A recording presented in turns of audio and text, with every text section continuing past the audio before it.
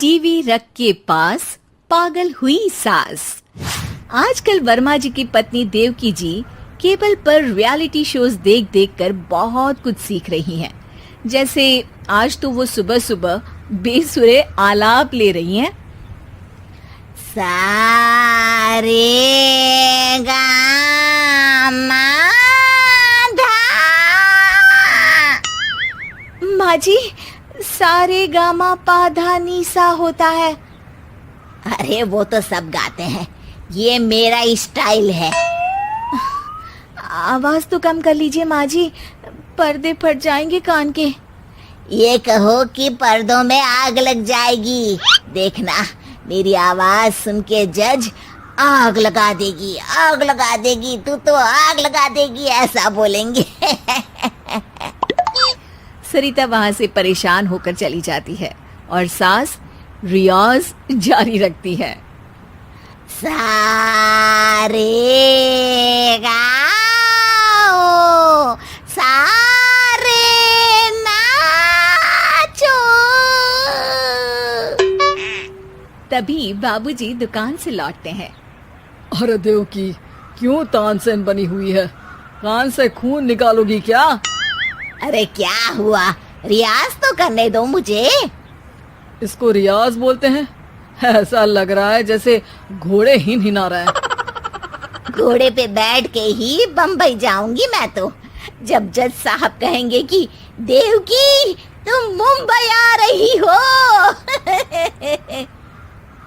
जज साहब, वो अदालत वाले?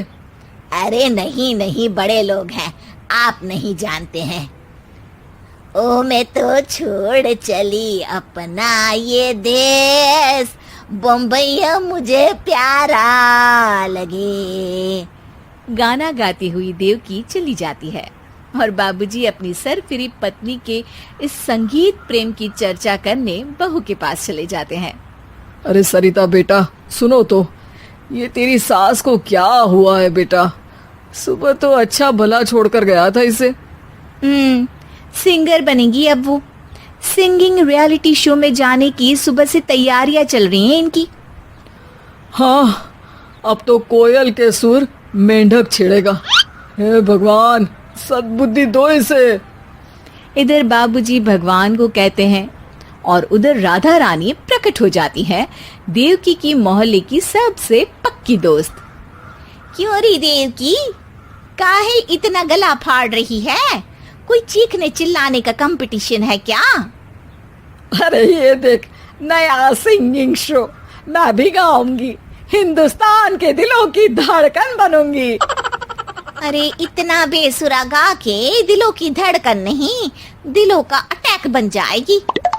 इससे तो अच्छा है कि नाच ही ले। वैसे भी दिन भर मोहल्ले में नाचती तो रहती है तू, कभी इसके घर कभी उसके घर। देवकी को समझ में आ जाता है कि उसका गाना किसी को पसंद नहीं आ रहा। अगले दिन सरिता देखती है कि सास पैरों में घुंघरू बांध के नाच रही है। अरे माँ जी, क्या मंजुलिका बनी हुई है आज आप? अरे नाचने दे बहू, जब तक है जान जाने जहां मैं नाचूंगी।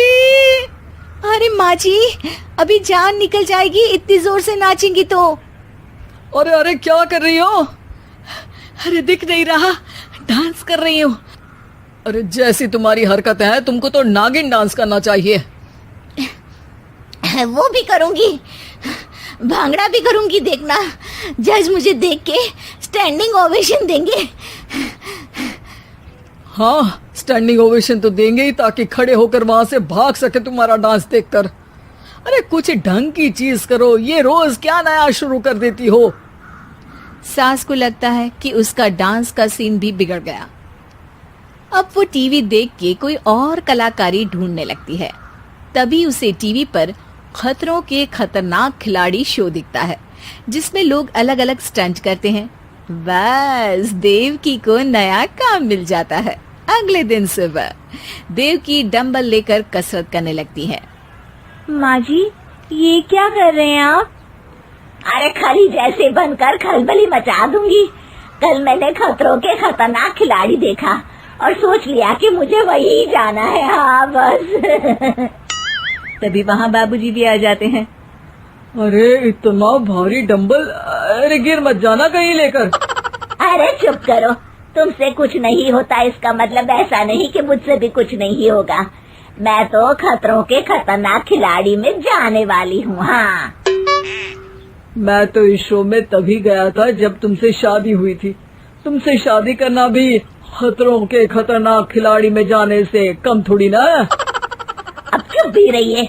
अरे बहू, वो भारी वाला डंबल उठा कर ला तो। अरे ना माँ जी, आप संभाल नहीं पाओगी। अरे मैंने टीवी में देखा था, एक आदमी कार उठा लेता है, इतना तो मैं उठा ही सकती हूँ ना।